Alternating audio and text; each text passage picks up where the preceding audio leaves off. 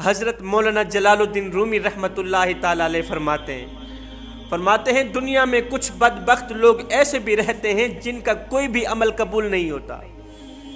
دنیا میں کچھ بدقسمت لوگ ایسے بھی ہیں جن کی نہ تو نماز قبول ہوتی ہے، جن کا نہ تو روزہ قبول ہوتا ہے، نہ تو کوئی بھی دعا قبول ہوتی ہے۔ میرے دامن میں جوانوں کی زندگی بدل دینے والے 2 واقعات پڑے ہیں، دل کے کانوں سے سنیے گا۔ آئے پیلے دانت، ہڈیوں کا ڈھانچہ، کمزور سانچہ، ایک بدقسمت شخص 4 پئی پہ پڑا کہہ رہا تھا، لوگو ایسی نماز کبھی نہ پڑھنا، ایسی نماز کبھی نہ پڑھنا، یاد رکھنا ثواب کے بجائے تمہیں گناہ ہی ملے گا۔ ایک اللہ والا اس کے قریب گیا، کہا یہ تم کیا کہہ رہے ہو؟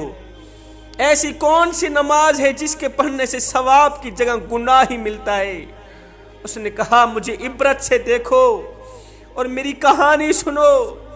کہنے لگا یہاں میرا مکان تھا، یہاں میرا مکان تھا، دکان تھی، کاروبار تھا، میں کون تھا؟ میں ایک شیر جیسا انسان تھا، لیکن اب بھیک مانگتا ہوں، کوئی دیتا ہی نہیں ہے۔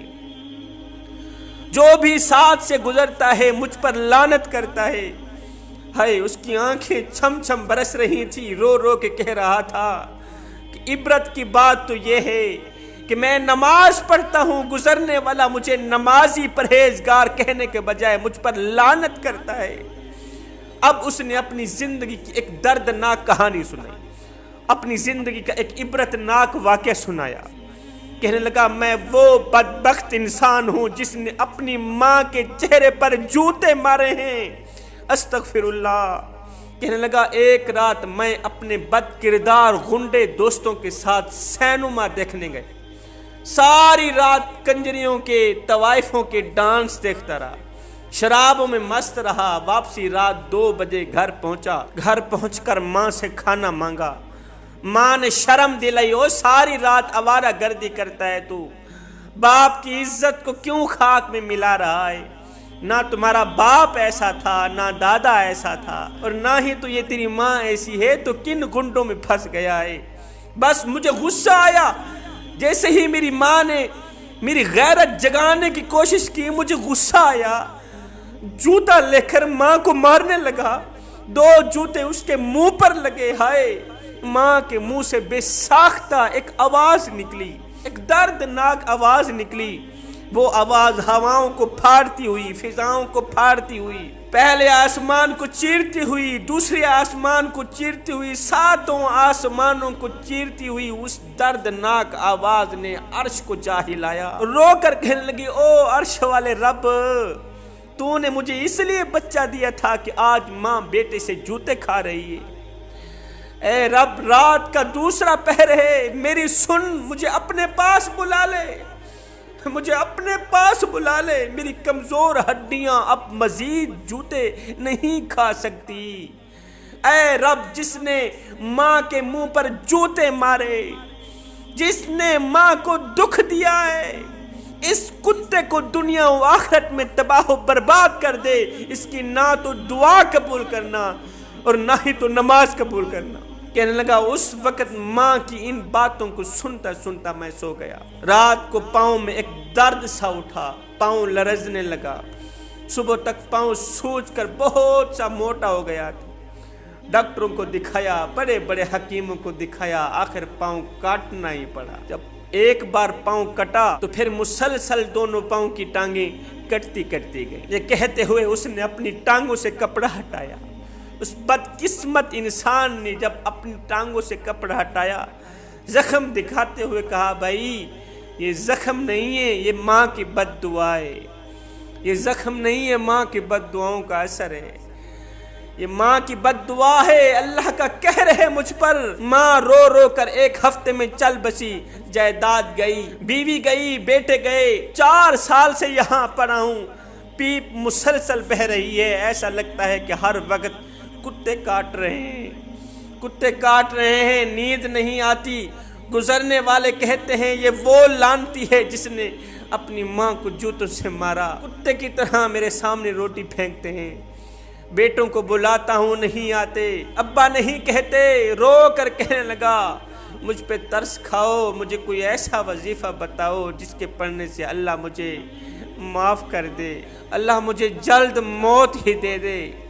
میری زندگی اجیرن بن گئی، میں زندگی سے تنگ آ گیا ہوں، دعا کرو اللہ اس بدبخت کو موت ہی دے دے۔ آئے ماں کے دو جملوں نے دونوں جہانوں کے لیے خدا کے غضب کا نشانہ بنا دیا۔ جنہوں نے والدین کی خدمت کی، پھر ان کو اجر کتنا ملا؟ جنہوں نے والدین کو ذلیل کیا، ان کی سزا تو تم لوگوں نے سن لی، ان کا عبرت ناک واقعہ سن لیا۔ اب جنہوں نے والدین کی خدمت کی، ان کو دنیا و آخرت میں اجر کتنا ملا؟ سنو، ایک نوجوان اپنے والدین کا بڑا ہی ادب کرتا تھا، ہر وقت ان کی خدمت میں مشغول رہتا تھا۔ جب والدین کافی عمر رسیدہ ہو گئے تو اس کے بھائیوں نے مشورہ کیا کہ کیوں نہ اپنی جائیداد کو والدین کی زندگی ہی میں تقسیم کر لیا جائے تاکہ بعد میں کوئی جھگڑا نہ ہو۔ اس نوجوان نے کہا کہ آپ جائیداد اپنے پاس رکھ لیں اور والدین کی خدمت کا کام میرے سپرد کر دیں۔ جتنی بھی جائیداد ہے نا آپ اپنے پاس رکھ لیں، والدین کی جو خدمت ہے اس کا کام میرے سپرد کر دیں۔ اب یہ نوجوان سارا دن محنت مزدوری کرتا، پھر گھر آ کر بقیہ وقت اپنے والدین کی خدمت اور بیوی بچوں کی دیکھ بھال میں گزرتا۔ وقت گزرتا رہا حتیٰ کہ اس کے والدین کا انتقال ہو۔ پہلے اس کی ماں کا انتقال ہو گیا، کچھ عرصہ بعد اس کے باپ کا انتقال ہو گیا۔ دوسرے بھائی امیر ترین بھائی تھے، ان کے پاس پیسہ تھا، جائیداد تھی، مال تھا، وہ تو امیر ترین تھے۔ اس کے ذمے ماں باپ کی خدمت تھی، ماں باپ کا بھی انتقال ہو گیا۔ ایک مرتبہ یہ نوجوان رات کو سو ہی رہا تھا، اس نے خواب میں دیکھا کہ کوئی کہنے والا اسے کہہ رہا ہے، اے نوجوان، تم نے اپنے والدین کا ادب کیا، ان کو راضی رکھا، ان کو خوش رکھا، ان کی خدمت کی، اس کے بدلے تمہیں انعام دیا جائے گا، جاؤ فلاں چٹان کے نیچے ایک دینار پڑا ہے، دینار وہ اٹھا لو۔ یہ نوجوان گیا، اس نے چٹان کے نیچے جا کر دیکھا تو اسے ایک دینار پڑا ہوا مل گیا۔ اس نے دینار اٹھایا اور خوشی خوشی گھر کی طرف روانہ ہوا۔ راستے میں ایک مچھلی فروش کی دکان کے قریب سے گزرتے ہوئے اسے خیال آیا کہ اس دینار کے بدلے میں ایک بڑی سی مچھلی خرید لی جائے، بیوی بچے آج اس کے کباب بنا کر کھائیں۔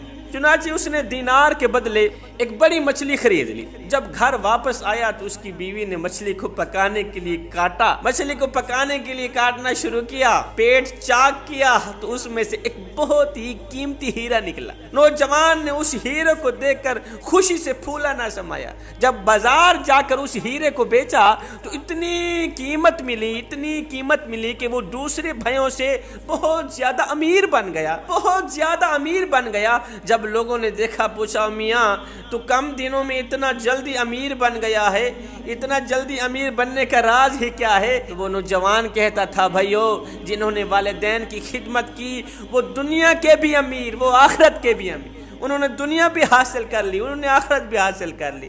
میں ہاتھ جوڑ کے عرضی کرتا ہوں خدارا والدین کی خدمت کرنا، یہاں پر میں سونے کی تختی پہ لکھنے والا ایک جملہ دے کے جاؤں گا۔ میں کہنا اتنا چاہتا ہوں، جوانوں زندگی میں کوئی ایسا کارنامہ سر انجام مت دینا، زندگی میں کوئی ایسا کام سر انجام مت دینا کہ تیرے بوڑھے باپ کی عزت والی پگڑی کسی کمینے کے پاؤں تلے نہ رونی جائے۔ اپنے بوڑھے باپ کی عزت کا خیال رکھنا، بوڑھے والدین کی خدمت کرنا۔ حضرت سیدنا علی المرتضیٰ شیر خدا کرم اللہ وجہ الکریم نے فرمایا، زندگی میں کبھی فرصت ملے تو اپنے بوڑھے والدین کے ساتھ بیٹھ جایا کرو، ان سے ان کا حال چال پوچھ لیا کرو، اس لیے کہ بوڑھے والدین کے ساتھ گزرا وقت قیامت کے دن تمہاری بخشش کا ذریعہ بنے۔